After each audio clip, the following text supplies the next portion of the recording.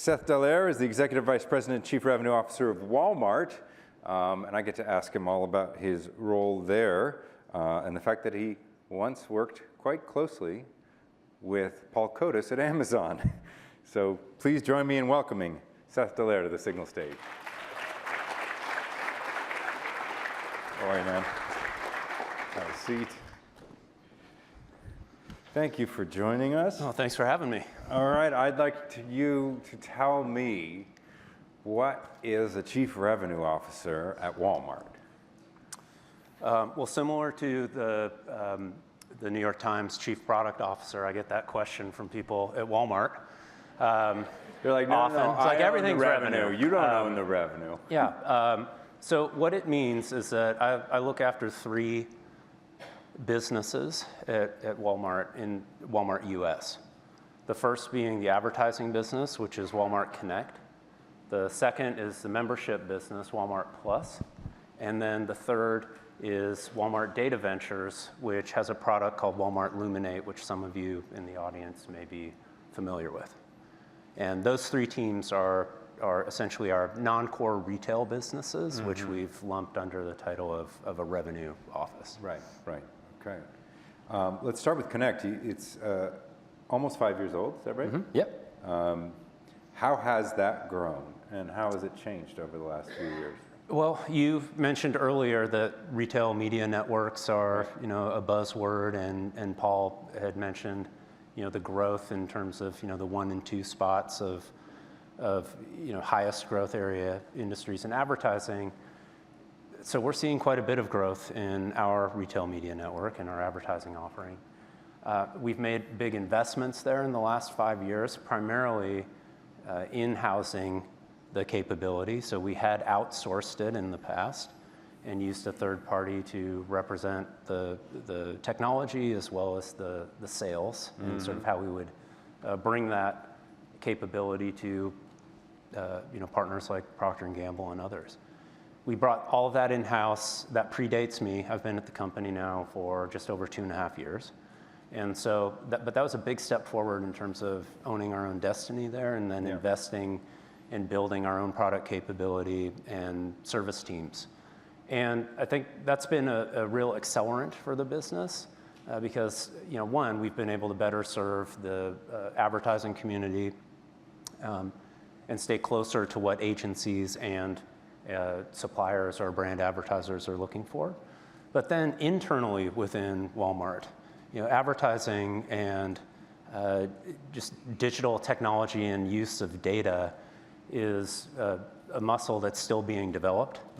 Walmart is a retailer and prides itself on being expert at bringing the right products at the right price to customers and helping them save money and live better. Technology can be helpful in that, but looking at big investments in technology for businesses like advertising, or how you might use inventory information like we would with Luminate, that's a different type of investment and a different type of capability. It's a totally different business. It's really totally different. I mean, it's very related, as we'll get into later. But it is, but when you're trying to explain that to someone who has been raised hey, I started as a merchant, and I came through this merchandising program, and I've learned how to do that, and then maybe I spent some time in store operations, and now I'm leading a large team or function within the enterprise or within one of the segments. Thinking about something different like that, you need to have some repetition and maybe someone to represent that in a way like, hey, I too am a Walmart associate. Right. And I'm here serving the customer in the same way that you are, have those same interests. So these things, let's not look at them as being different or so different that we don't want to do them or they may be too risky. Right. Let's introduce them into our businesses in the way that we work today, because they can actually help us serve our customers better and help our suppliers be more successful. Well, you mentioned bringing a lot of those functions in-house, and that commensurate investment, right? That's a decision that gets made at the highest levels at Walmart. But my guess is that people have kind of noticed inside the company, we've noticed outside the company that this has become a very big driver, not just of the Connect business and the data business, but the business, right? This is a driver of Walmart's top and bottom line. Yeah, you're right. Yes. And there's some different ways that that sort of comes to life, if you will, and that are proof points that get people, within Walmart more excited.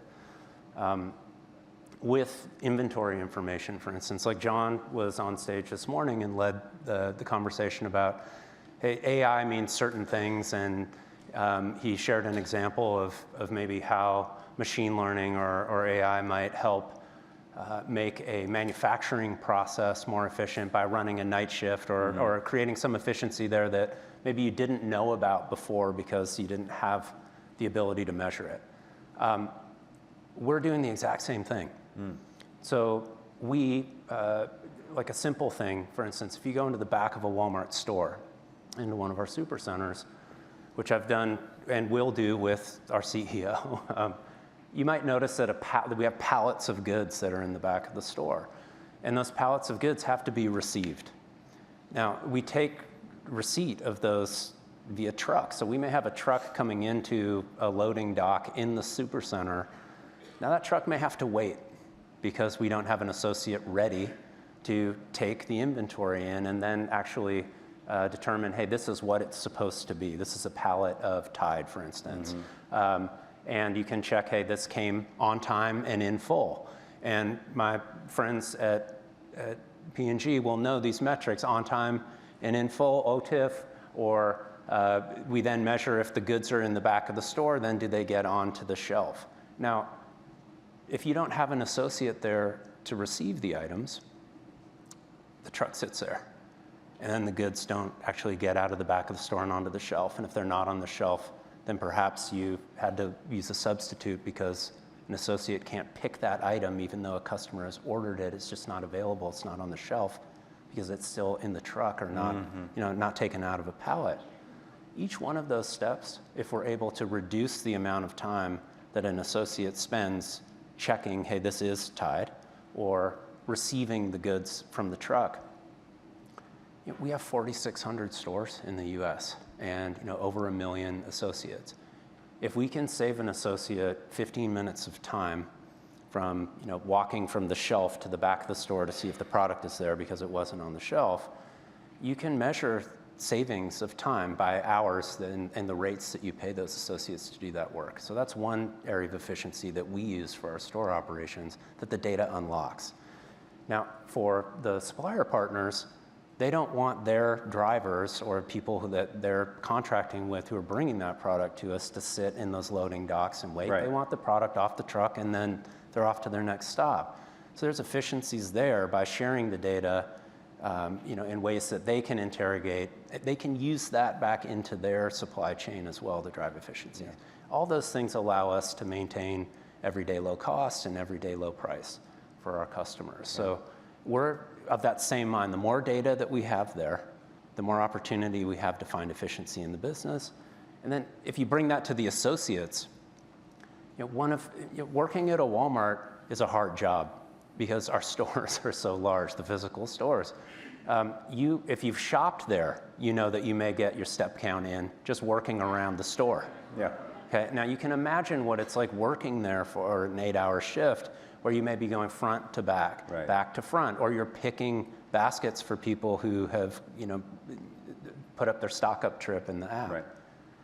Now, moving from 20,000 steps to 10,000 steps and being more efficient in your job, then that makes our associates happier as well. So the employee experience is better. Yeah. So we think we win on a number of different, vectors by sharing that data. Yeah, I have to say that I didn't anticipate this, but that sounds like logistics to me. And I feel like I just got a PhD over there.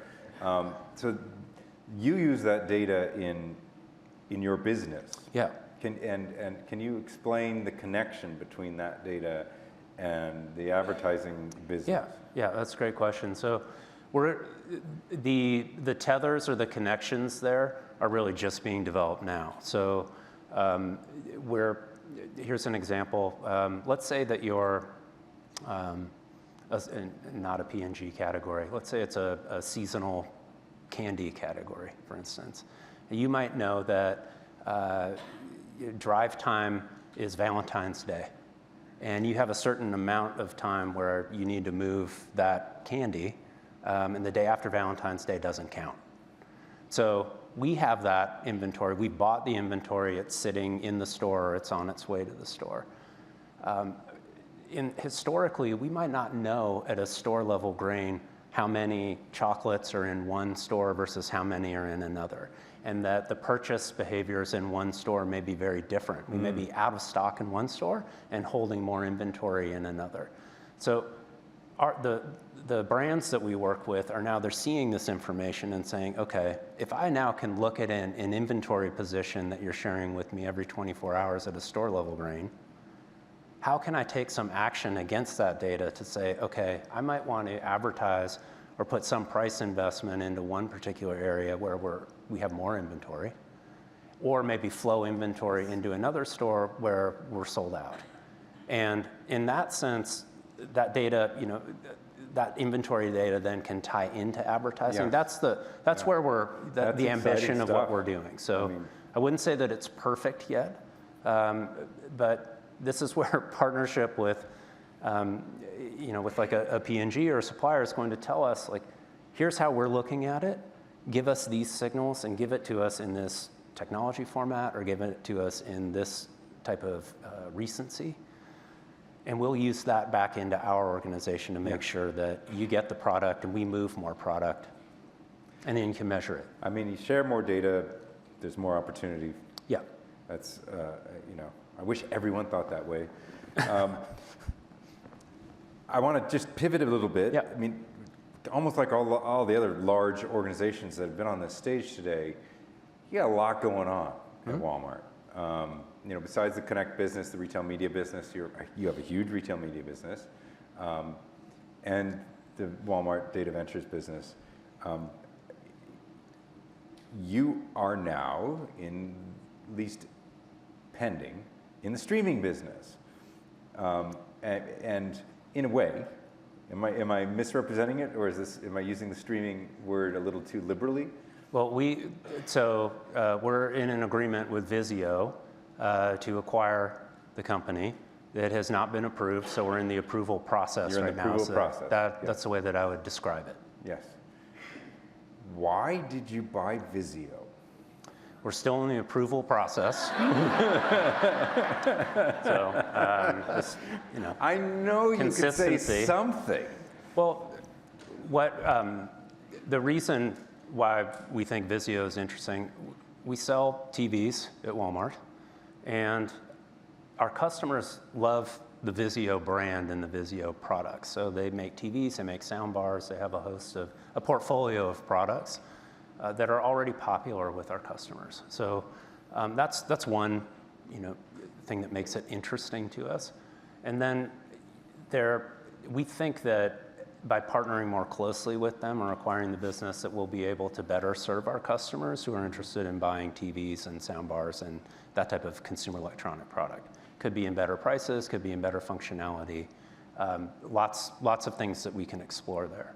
And then, we've publicly stated as well when we announced the agreement that there are adjacencies to our advertising business as well, and that there are things that would be capabilities that might be interesting for us in how we speak to our customers who are watching content or streaming content, right, or how brands may be speaking to them, and then the ways that we measure effectiveness, whether it's exposure or awareness, consideration, sales. There may be some interesting things for us to do there as well. Yeah, I think you did a very good job with using the conditional tense throughout that answer. You can thank my comms team. I've been well trained. Can you share an example or two of how companies have used the Connect offerings or other offerings? Yeah. So one of the things that I'll start by saying that was interesting to me in coming to Walmart is that we are really omni-channel, and that we have a large physical store business, 4,600 stores in the U.S., And then we have a large e-com business. You do? You know, we're not by any means the largest, but it's large. And so our customers shop with us quite fluently in both. And sometimes they have an app open in the store when they're at the shelf, or they've built a basket of goods in an app and then show up at the store. They elect to do pickup. And so the way that we speak to a customer as a retailer it's complex because of that. And we have to expect and meet the customer where they expect to be met and the type of capability that we offer them. Because if we don't do it, they'll go somewhere else to shop, someone that helps them meet that need better. Now, for brands and products, like when a customer is building a basket of goods in an app, for instance, it's a very different shopping experience than pushing around a cart and working through the aisles. So we have to work very closely on both fronts. So one, we might put together a digital plan or work with brands to say, hey, look, here's if someone's coming in and searching, for instance, for a particular product or category, how do we make sure that our products are represented there? If they're actually on a product detail page, how do we make sure that the facings and everything that we have, product imagery, customer reviews and pricing, that those things, we're putting our best foot forward there brand-wise. Now, that's very similar to what you might do or have been doing maybe for 60 years working with Walmart when you're at the physical shelf.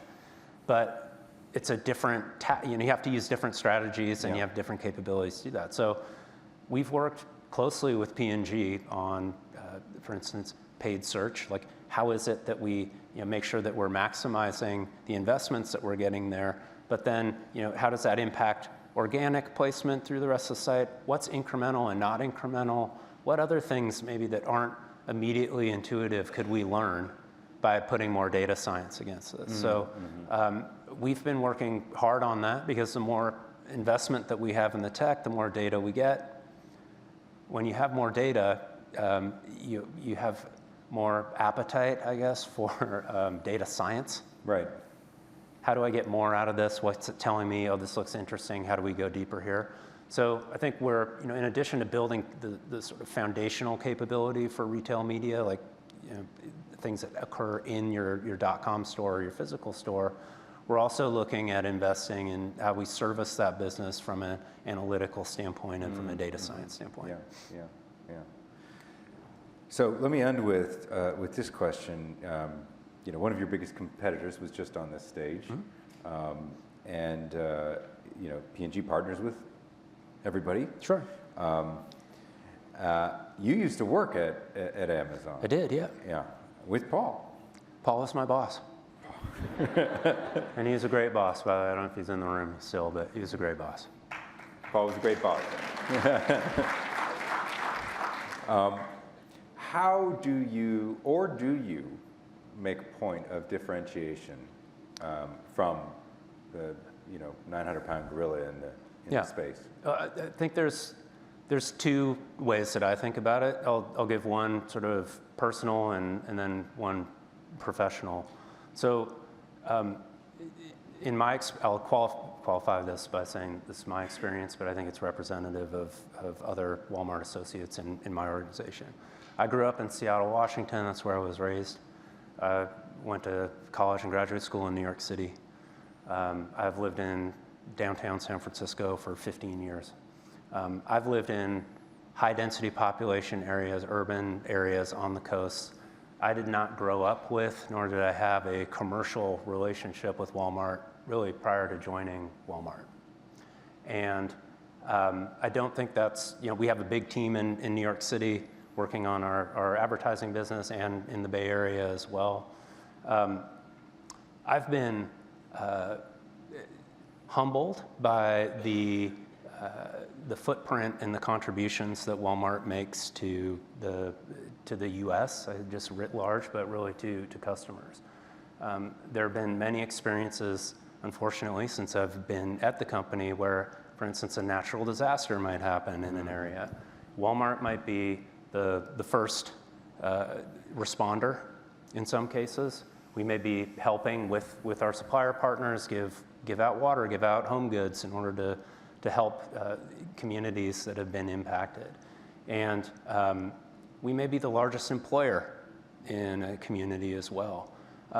When you see those things, when you're on the ground and you see that impact that you have with those communities, I think culturally, that's been a real eye-opener for me. Having been someone that's really spent my career in technology and in some form of e-commerce or data or advertising. So that's different. And that people experience from the communities you serve every day, as well as the associates that are in stores every day interacting with customers, you really have to attend to that. You're not only just thinking about the customer experience, but also your associate experience, because they're the ones meeting the customer at the shelf. Can they help you find something that you can't? Are you having a pleasant experience with someone when they're going through the checkout? Those are the sort of details of retail that are really important, that have been a real eye-opener for me and a wonderful learning experience. So that's personal. Professional, because we're omni-channel, we're different. And we have a big e-com business. We have a very large physical retail business. And understanding things like nil picks, OTIF, pre-sub, post-sub, these are all things that our friends at P&G are well aware of, because that's how they're goaled by the people that buy all these products, who are my peers. And I have to know about them as well. And that's how the products show up in the physical store. And it's a different experience than how you set up or get retail ready in a digital experience. So we can serve the customer in both places, and I believe that at our scale, we're unique.